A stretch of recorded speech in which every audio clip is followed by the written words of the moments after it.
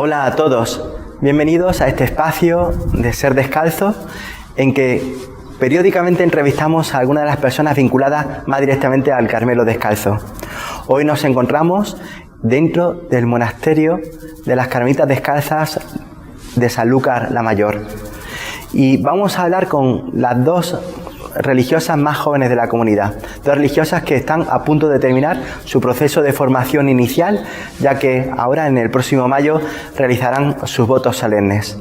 Seguro que tienen cosas muy interesantes que aportarnos. Bien, pues aquí tenemos a Blanca Iris y a Maika.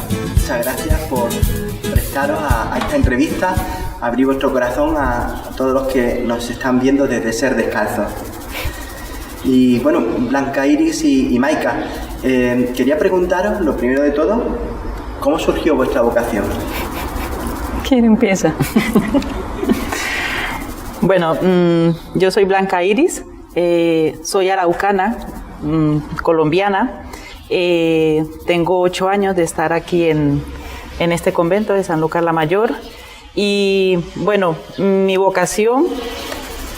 Cada vez que pienso cómo surgió mi vocación, creo que mi vocación viene desde el momento de mi bautismo. Lo que pasa es que no tenía la conciencia de lo que se estaba gestando en mí. Pero realmente todo comienza, yo pertenecía al camino neocatecumenal y pues allí tiene uno un contacto muy directo con la palabra, con el Evangelio, y esto le va ayudando a tocar la vida a uno.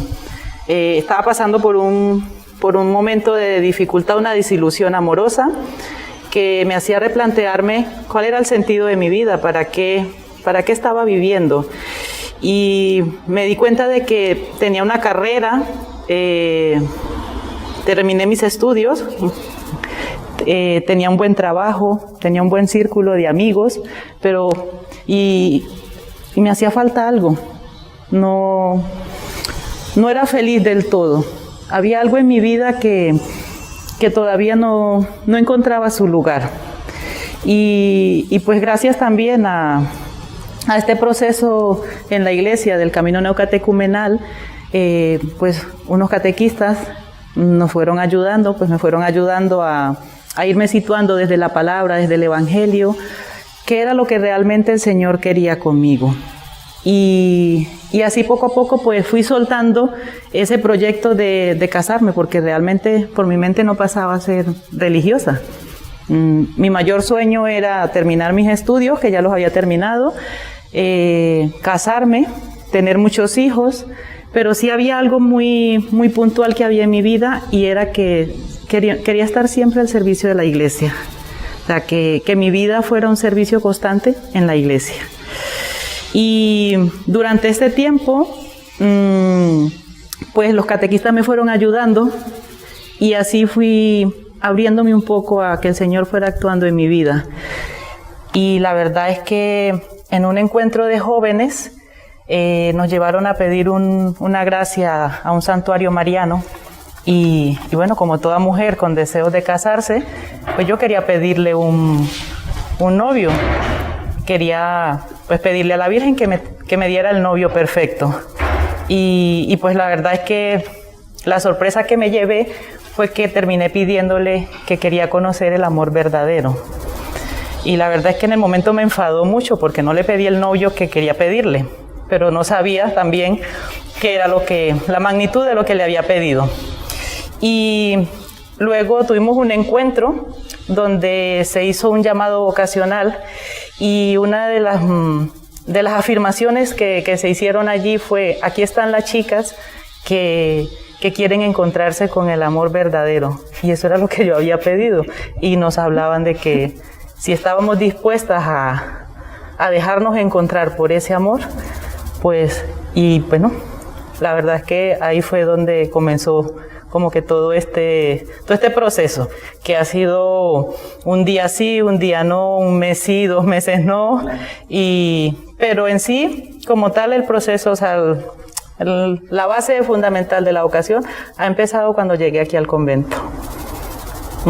¿Cómo llegué aquí al convento? después de 4 años de discernimiento, ya los catequistas vieron que era hora de que hiciera esta experiencia. Qué bien, qué bien. Pues ahora después hablaremos de ese estar aquí, ¿no? Esa experiencia de llegar aquí. Y hermana Maika, ¿cómo fue tu vocación? Si nos puedes explicar un poquito. A ver, pues yo siento que la vocación empezó desde muy pequeña, solo que uno no es consciente, como que uno lo ve después.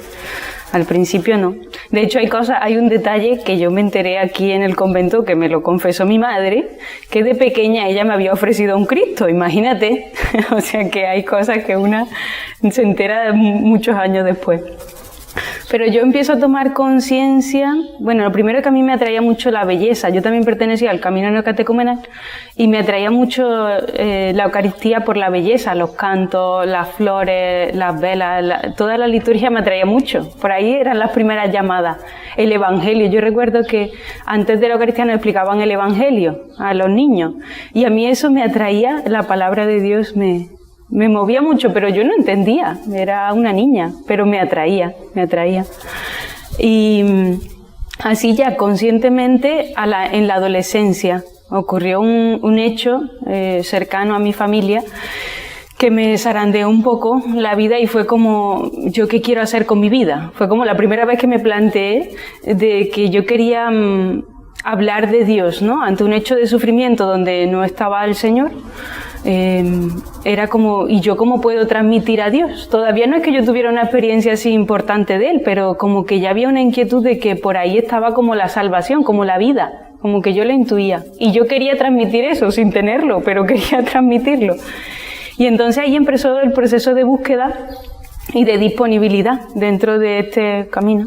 Empezó el proceso de disponibilidad y me dejé acompañar por unos catequistas durante varios años, desde los 16 a los 18, y ya a los 18 me propusieron hacer una experiencia en un convento, que a mí me parecía un poco, no me parecía raro, pero tampoco es que me atrayera, o sea, yo no me veía, pero sí quería aprender a orar, eso sí quería, y ese fue el enganche, porque me dijeron, bueno, yo me veía más de misionera, y yo decía, y me dijeron, para irte a la misión, primero tienes que fortalecerte en la relación con el Señor, digo, pues sí, es verdad, y entonces vine aquí, y luego ocurrió lo que ocurrió, que ya después hablaremos. Porque lo siguiente que vamos a preguntar es, ¿por qué el Carmelo de Teresa? O sea, hay muchas formas de entregarse al Señor. El Carmelo de Teresa y esta comunidad, ¿no? Esta comunidad de San Lucas que había encontrado aquí, en el Carmelo de Teresa y más concretamente en esta realidad. Bueno, la verdad es que por lo menos en el caso mío, puede sonar como un poco así, como una locura, ¿sí? Pero hoy puedo decir que esta es la voluntad del Señor. El Carmelo, este convento y eso. Pero, ¿cómo llegué yo aquí? Pues estos catequistas fueron acompañando mi proceso vocacional y llegó un punto en el que ya ellos vieron que ya podía dar este paso de iniciar este proceso ya más directo en una comunidad. Entonces esto se hace a nivel nacional y nos reunieron a todas las chicas que ya estábamos avanzadas pues en este proceso, que ellos veían que ya podíamos iniciar, y se hizo un sorteo porque el catequista era de aquí de España, tenía relación con algunos monasterios de aquí de España, de diferentes órdenes, o sea que no era solamente el Carmelo, y allí se hizo un sorteo, como que es como una forma de que sople el espíritu y a dónde el Señor les quiere llevar. Entonces también era como dejarse uno, ¿dónde me quiere el Señor? Y yo confieso que para mí fue muy, muy significativo porque era la primera vez que yo iba a iniciar como, entre comillas, un proyecto que no me lo estaba formando yo. Un camino que no me lo estaba marcando, sino que había algo más fuerte que era el Señor.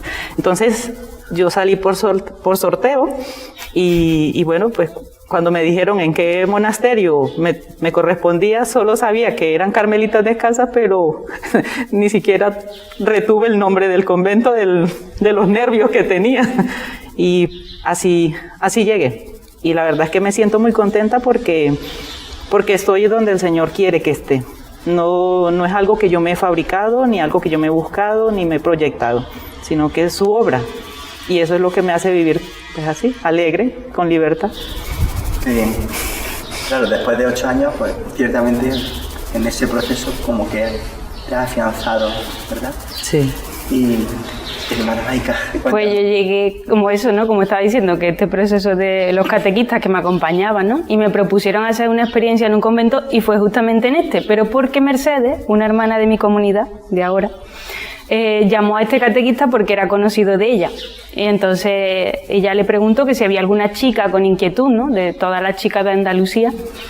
Y me mandaron a mí con otra chica. La otra chica sí tenía vocación contemplativa, pero nunca vino más, no volvió.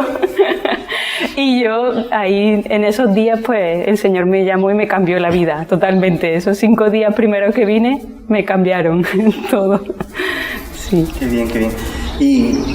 Y bueno, cuando tomaste la decisión de entrar en el convento, o sea, Blanca Iris, o sea, tienes que viajar a otro país además, ¿no? O sea, ¿cómo se lo toma la familia vuestra, los amigos, la gente próxima a vosotras? ¿Cómo reaccionaron? ¿Cómo sentisteis? Bueno, lo primero es como esa... No sé, lo primero que nace es como, ¿cómo les digo? Es el primer sufrimiento que pasa uno. ¿Cómo digo esto? O sea, ¿cómo lo van a tomar? Bueno, cuando ya me decidí a compartirlo con mi familia, bueno, la verdad es que podría decir sorpresa, fue una sorpresa totalmente, un desconcierto, sobre todo porque pues para mi familia yo era una chica que ya tenía como un futuro asegurado, tenía un buen trabajo, había terminado mis estudios y bueno, pues en cualquier momento me podía casar, podía tener algo estable y eso. Entonces también las oposiciones pero ¿qué le pasa? ¿Cómo se le ocurre que se va a dañar la vida así? ¿Se va a encerrar? Sí, todo ese tipo de cuestiones que nacen y todo eso, pero en el fondo eso lo hacen a uno fortalecer más, porque también lo hacen interrogarse a uno, o sea, despierta. Sí, ¿verdad que son? La verdad es que fue eso, fue sorpresa, desconcierto, algunas oposiciones, pero luego, cuando ya después de un tiempito de estar aquí en el convento, han tenido contacto conmigo y con las hermanas, con la comunidad, ha sido un cambio o sea, algo que uno dice, realmente esto lo hace el Señor, porque por más que yo lo hubiese explicado con mis palabras, no los hubiera convencido. Y bueno, ahora se ven contentos y muy agradecidos también, o sea, disfrutan viéndome feliz, escuchándome tranquila, ellos también lo viven así. Gracias. Sí, fueron contradictorias, de hecho yo esperaba... Y los que esperaba que me pusieran más resistencia no me la pusieron y en cambio otros sí, ¿no? Sobre todo mucho desconcierto, incomprensión. Claro, que hoy en día esto es totalmente contracultural, vamos, esta vida es muy desconocida. Y sí, incluso algunos amigos me dejaron de hablar. Sí, durante un tiempo sí. Luego ya volvieron, pero era como tal el rechazo o como que negar la realidad, esto no te puede estar pasando, esto no. Sí. Pues qué duro, ¿no? También es vivir como ese rechazo, aunque luego, pues mira, retomaste el contacto con ellos, pero sí se hace duro. Y quería preguntaros, o sea, vuestra familia, ¿no? Que la habéis manifestado, pero ¿y vosotras? O sea, ¿vais a ir a un convento? ¿Cómo será eso? ¿Qué ideas previas teníais antes de venir aquí? ¿Qué esperabais? Bueno, yo no tenía mucha información así como muy positiva de los conventos. Bueno, lo que me imaginaba era que eran así como algo encerrado, no sé, o sea, la verdad que eran como más sentimientos negativos. Y también, no sé si la gente lo hacía con la intención de asustarlo a uno, no sé, pero por lo menos a mí me decían, es que las celdas son oscuras, que no tienen nada, o sea, le decían a uno un poco de cosas que uno decía, Dios mío santísimo, ¿a dónde iría a llegar, sí? Pero al mismo tiempo dentro había una curiosidad bueno, ¿qué será? También personalmente, por mi historia, por el entorno en el que crecí. Yo soy nacida en el campo, entonces pues he sido más de la naturaleza, de la libertad. Eso sí me cuestionaba. Entonces yo decía, veremos a ver cuánto iría a aguantar encerrada. Sí, porque como todos me hablaban de encierro, entonces yo decía, veremos a ver si yo aguanto. Y la verdad es que fue un voto de fe, un salto al vacío y decir, bueno, si es del Señor, aquí voy. Y si no, pues en cuanto vea que no, me regreso. Es que no era de otra, era como que de ti me fío. Salto al vacío, sí. En ti confío. Sí, sí. Tú, hermana Maika, ¿cómo lo viviste esos días antes? ¿Qué idea Sí, tenías? mucho miedo. Primero, eso, mucho desconocimiento, ¿no? Yo también pensaba que estaban todo el día rezando, que eran como unas personas elevadas o superiores, o sí, y encerrada y aburrida o así, ¿no? Esa es la imagen superficial, pero que va, todo lo contrario. Así que sí, y mucho miedo. A la hora de venir, yo sobre todo decía, pero ¿dónde voy yo tan joven? Y con lo inconstante que yo soy, ¿tú te crees? Yo ahí me voy a venir. Y mira, y ya llevo aquí un montón de años y no tengo pinta de irme. Así que sí, pero mucho miedo y mucho desconocimiento. Claro, es normal. No sabe a dónde va. Y bueno, y ya una vez llegáis aquí, ya habéis conocido a las monjas, lleváis una semana y media. ¿Qué os sorprendió? ¿Qué os llamó la atención? Bueno, a mí lo primero que me llamó la atención cuando llegué es que por primera vez me sentía parte de, que había llegado a mi casa, o sea, que había llegado a algo mío. No sé, me sentía parte de. Yo me sentía así, porque previamente antes de llegar venía supremamente nerviosa. No traía ni apetito ni nada, venía supremamente nerviosa. Y cuando llegué es que me sentí en casa. Y tenía la sensación de que las conocía de toda la vida. O sea, a mí eso me descontroló todo. Y al día siguiente yo veía por todas partes y yo decía, pero aquí ¿dónde hay encierro? Y me sentía que respiraba con amplitud, más allá de que me cuestionaba, ¿iré a aguantar o no? Pero sin embargo, esa curiosidad de, me siento libre, me siento en casa, es como si todo lo conociera, o sea, no sé, todo tan familiar, tan cercano, y eran mujeres normales, que también eso lo deja uno así como, esas mujeres normales, se lleva una vida común y corriente, o sea, no hay nada extraño a la realidad que uno vivía afuera, ¿verdad? Hay un horario, hay un ritmo, pero que se levanta uno, desayuna, la oración, o sea, que todo esto, a mí eso me sorprendía, porque yo decía que, ¿dónde está el cambio? O sea, ¿qué es lo raro? ¿Qué es lo raro? Lo raro era que yo me estaba sintiendo bien. Eso era lo que me... Se ve peligro. Sí, yo igual, yo reafirmo. Cuando llegué, además, que eran detalles mínimos. O sea, de sentirte en casa en detalles concretos y chiquititos. Por ejemplo, de entrar a la habitación y encontrar tu champú. Vamos a ver, ¿cómo va a ser mi mismo champú aquí? O el zumo de naranja que me hacía por las mañanas mi madre. O la sábana. ¿Tú te crees que la misma sábana que estén en el convento?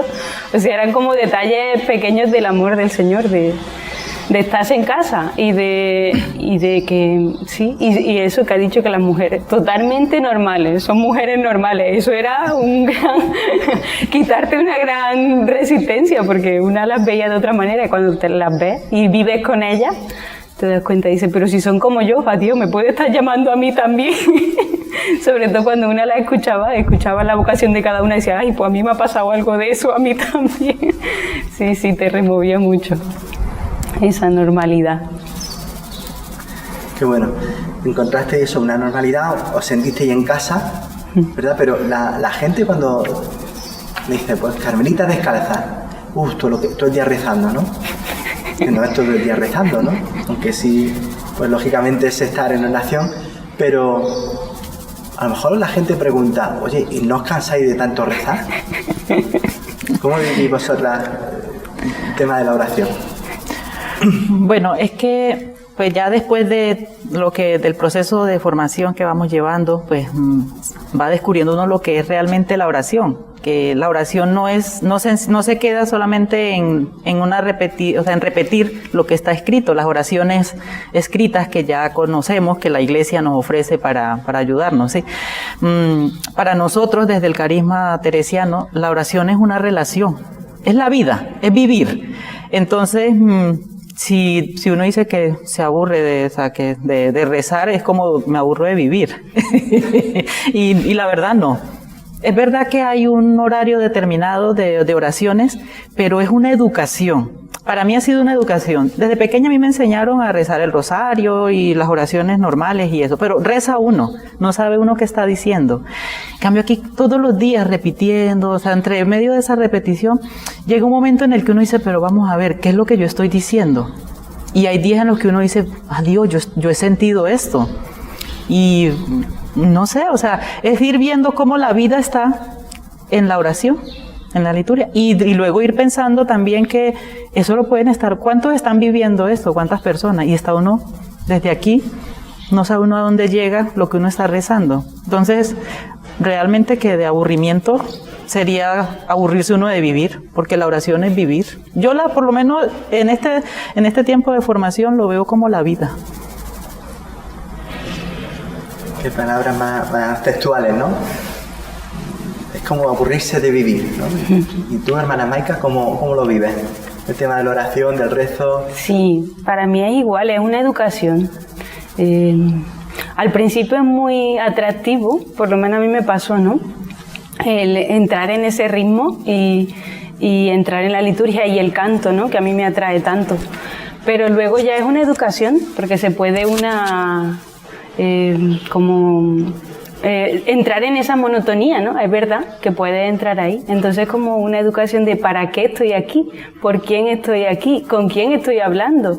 ¿Qué sentido tiene lo que estoy haciendo? ¿A quién le llega? ¿Le llegará este momento, ¿no? Esta oración? Sí. Interesante lo que acabas de comentar, ¿a quién le llega, no? Porque, y esto muchas veces la gente se pregunta, quizás más los que no son de iglesia, pero bueno, yo creo que hace falta lanzar la pregunta y especificarlo. ¿Cuál es la misión de las Carmelitas Descalzas? ¿A qué os dedicáis principalmente? Pues ya lo ha dicho Blanca antes, ¿no? Es la oración y es la vida, es vivir. Nuestra es vivir. Y vivir en esa relación con el Señor, ¿no? Y eso da fruto. Eso da fruto, cualquier gesto pequeño es vivir con el Señor y con las hermanas, o sea, es las dos, ¿no? Las dos dimensiones. Y cualquier gesto pequeño de paz, de alegría, de construir, eso llega. Y esa es la oración y esa es la vida. Y esa es nuestra misión, ¿no? Crecer en esa relación y en esa conciencia y en ese amor, crecer en el amor.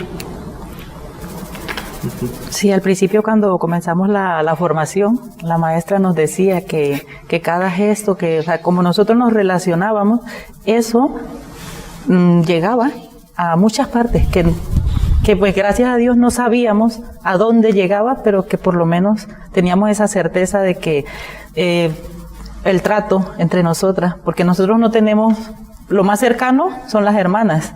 Y también pues cuando la gente se acerca al torno o a pedirnos oración o vienen a traernos alguna donación o algo, ¿sí? Pero como tal, las 24 horas lo más cercano son las hermanas. Entonces si yo quiero paz, pues abro caminos, espacios de paz. Que no quiere decir que entre nosotras no haya discusiones, no haya diferencias, porque pues somos de diferentes culturas todas y venimos de diferentes lugares y cada una con su historia. Pero ahí es donde está ahí es donde se gesta la oración. En esa diferencia. O sea, vida que se ofrece de forma oculta, en comunión con Dios, para bien de tantas personas que desconocemos, ¿no? Interesante, y qué importante esta labor, y que, claro, como es oculta no se aprecia, ¿no? No se aprecia muchas veces, pero es cierto que está ahí, y qué sería de nosotros sin la oración de personas que ni siquiera conocemos.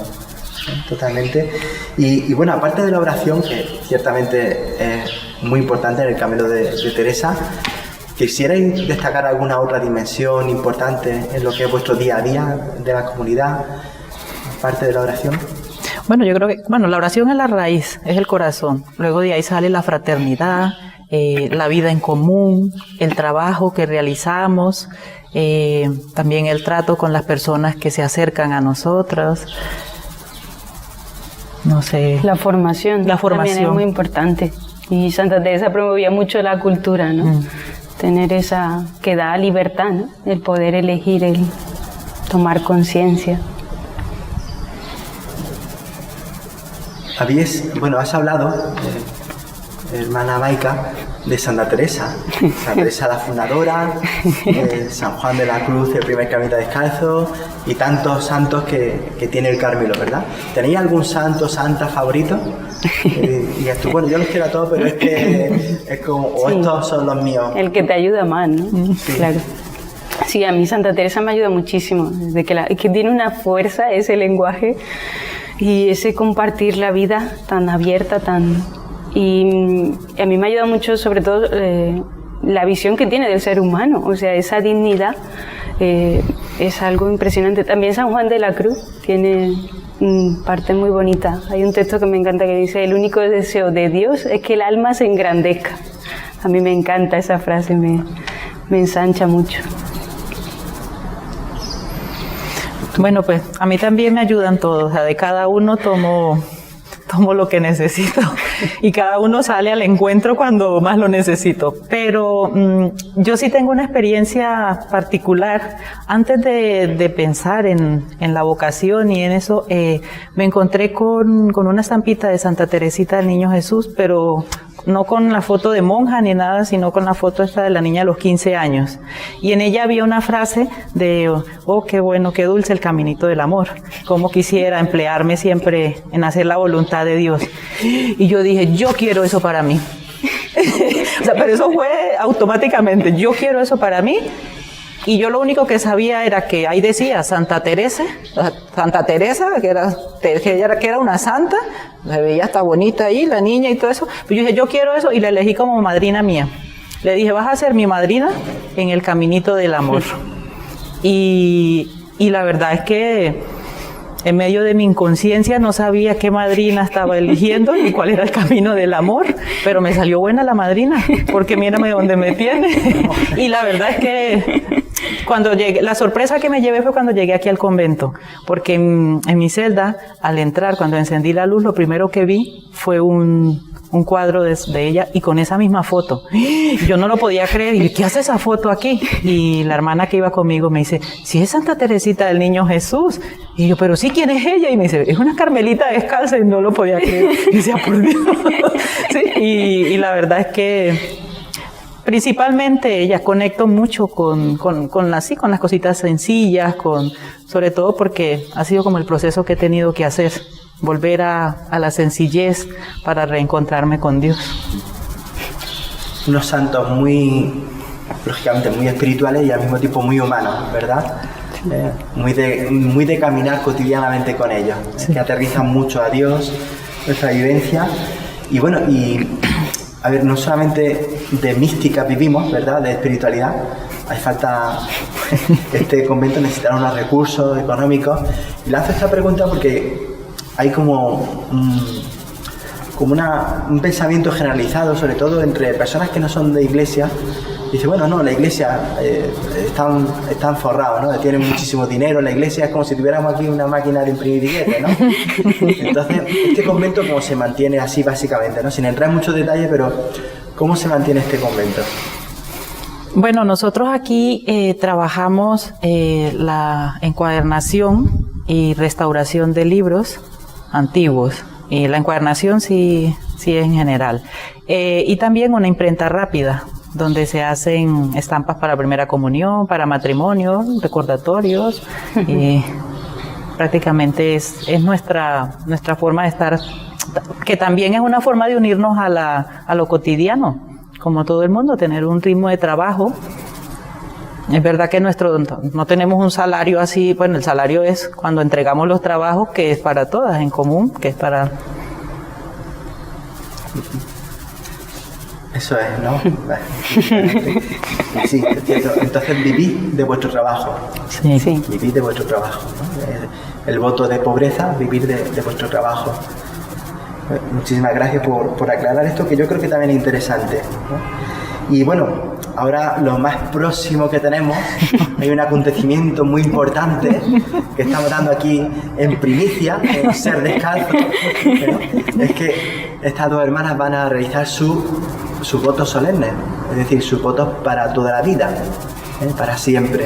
Entonces, ¿qué supone esto para vosotros, este nuevo paso, incorporaros ya de pleno derecho a lo que es la vida del resto de las hermanas, que ya vivís con ellas, pero ahora como de otra manera, ¿no? ¿Qué significa para vosotras este paso?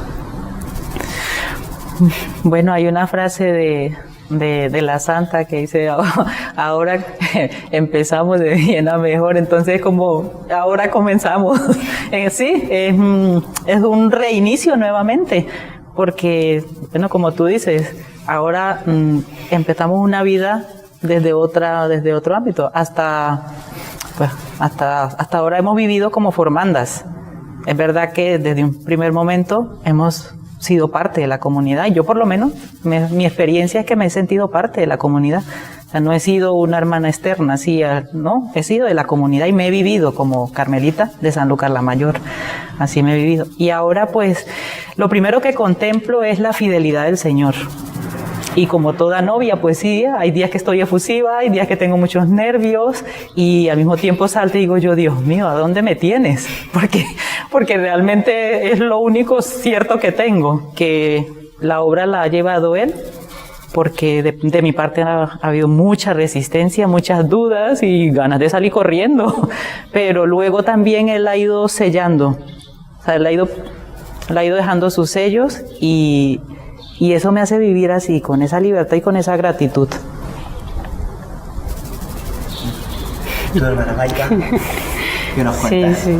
Cuando Blanca decía que hay un nuevo comienzo, sí, yo me siento como saltando otra vez al vacío, igual que cuando llegamos, solo que ahora ya tengo un buen colchón, que es como esa confianza, ¿no? Y esa experiencia del amor de Dios, que ya pase lo que pase, quiero seguirlo, ¿no? Y quiero conocerlo y quiero este camino, ¿no? Pero sí, es un nuevo salto, ¿no? El compromiso siempre da miedo, pero es más fuerte el amor que el miedo, mucho más fuerte. Y ya para terminar, ya no os atosigo con más preguntas, pero sí que os digo, pues mirad, tenéis aquí la cámara, los micros. ¿Quisierais decir alguna cosa, dejar algún mensaje a los jóvenes que os están viendo desde Ser Descalzo? Lo que queráis. Bueno, pues sería como decirles que hay otra forma de vivir, que no es solo lo que la sociedad nos ofrece, la sociedad de consumo, porque como decíamos al principio, es verdad que hay mucho desconocimiento de la vida religiosa, también hay muchas informaciones que causan más pánico que ganas de conocer, pero que también está la aventura, está el camino de la aventura, aventurarse, porque cada uno tiene su experiencia, ¿sí? Uno puede decir la experiencia buena que ha vivido y todo, pero no hay como experimentarlo uno.